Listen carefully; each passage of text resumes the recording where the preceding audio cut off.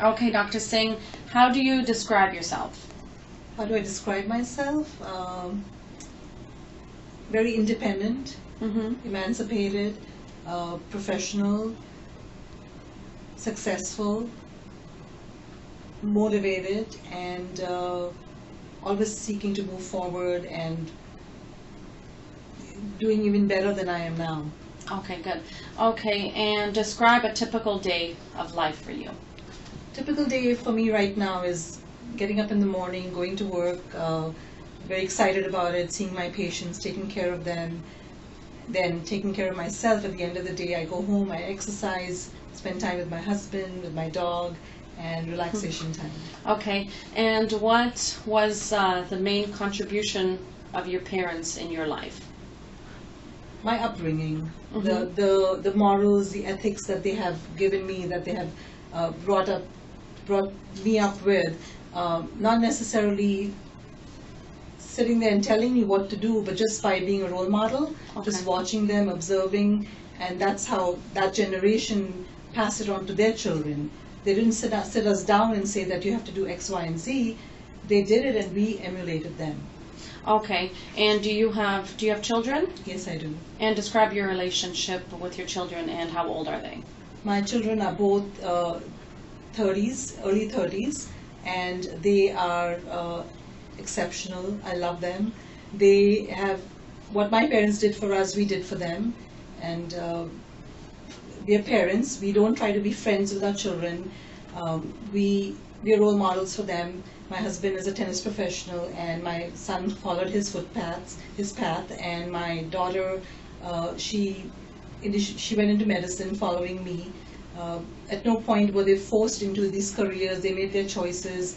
She ultimately decided medicine was not for her and went into an MBA program.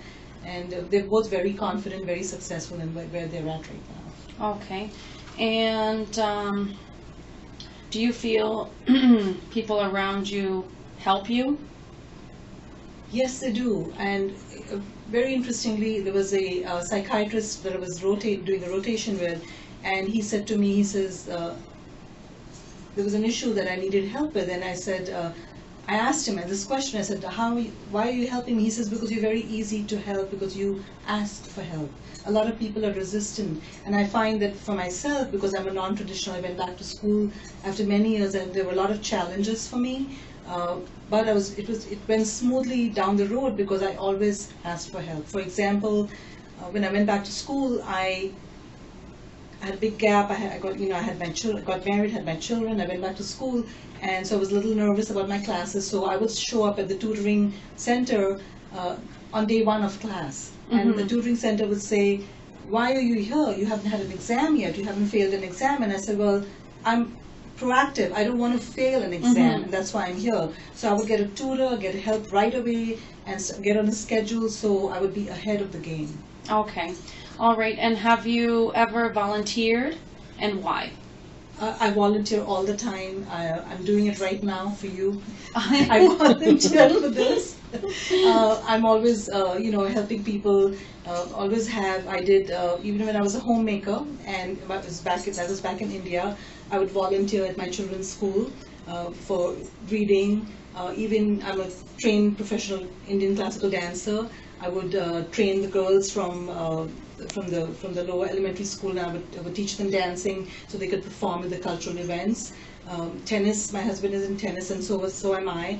And we would have little clinics for the children, local children in the neighborhoods. And in medicine, of course, always volunteer to in the community clinics where I was doing my residency. Okay. Do you feel by volunteering you're giving back to society? Yes, definitely.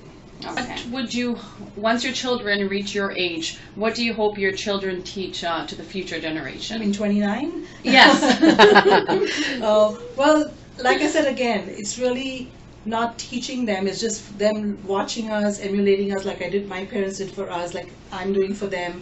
And I hope that they will carry all the morals and the strong ethics that I brought them up with, which so far they're doing very well, they're very successful in that. And they will bring to the future generation and morals are, right now they're being degraded, and what I'm seeing in the masses of in this generation, and these kids will hopefully, every parent needs to do that, is instill that in their children so they can pass it on to their children and grandchildren in the future. Okay, and how do your religious beliefs have influenced the importance in your decisions in life? I'm religious, I believe in God, but I'm not the kind of person that has to go to church or temple every day. Mm-hmm. I practice more day to day.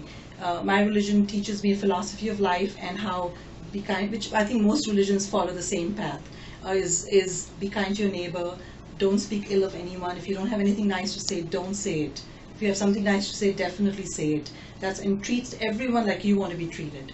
That's my religion, what teaches me, and that's what I practice in my daily life.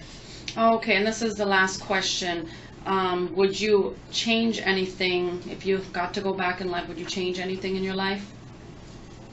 I've had a very, very rich life, and I think things happen for a reason. I got married very young, had children, moved to this country, went back to school, starting from undergrad, pursued my master's and then medical school. I don't think I would change it because I thought at times about maybe I should have done medicine earlier, but when I look back and I say all the life experiences that I had, and then I became a physician, I have more to offer my patients now than I would have if I had done it 20 years ago. And I think that's wonderful. I don't think I would change that. If I had a chance, I would not change it. Alrighty. Thank you very much. Thank you, Anna. Alrighty. Thank you.